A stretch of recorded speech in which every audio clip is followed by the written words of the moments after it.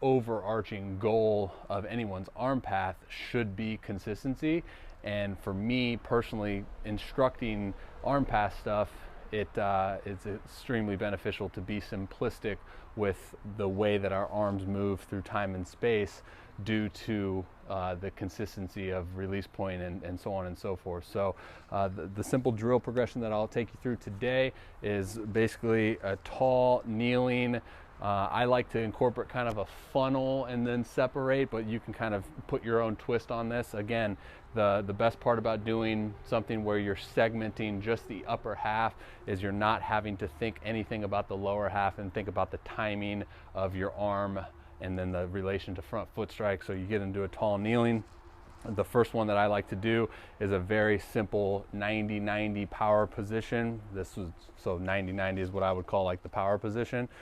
Put a lot of emphasis on having that throwing arm pinch down, elbow below the shoulder, hand above the elbow and the shoulder. Really powerful here.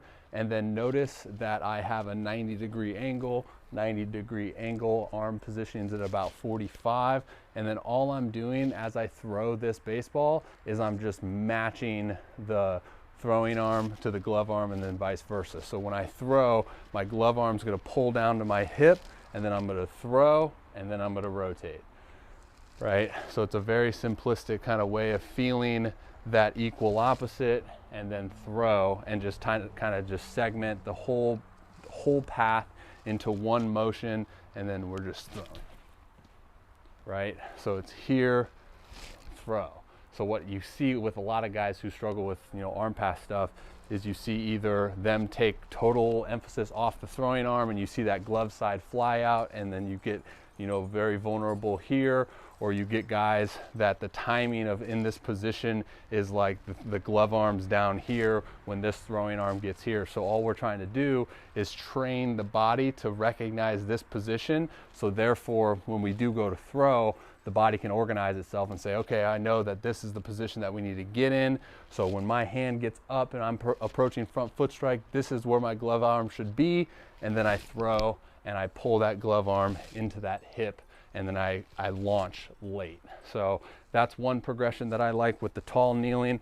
Another thing that I like is adding that front side stability. So a lot of guys, like I said, with that glove side fly out, is they lack that front side stability to be able to move, right? To move efficiently as we approach ball release. So you see the inability to kind of hold that force. So if we can aid in that with the use of a counterbalance, like a 2-pound weighted ball in your hand, or even I have like some dumbbells here, 2 to 3 pound dumbbells, and putting that recognition in your brain of, okay, there's a little heavier object here.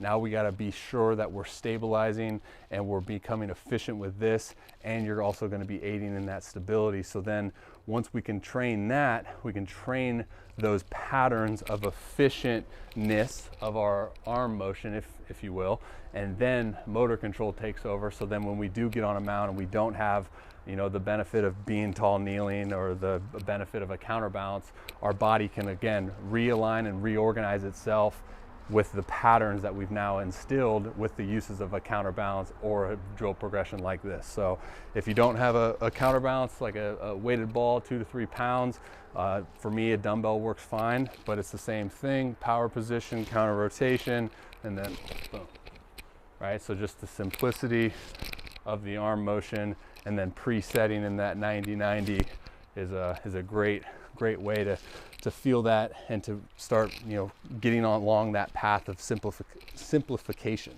if you will. So hopefully that makes sense, and yeah, best of luck to you.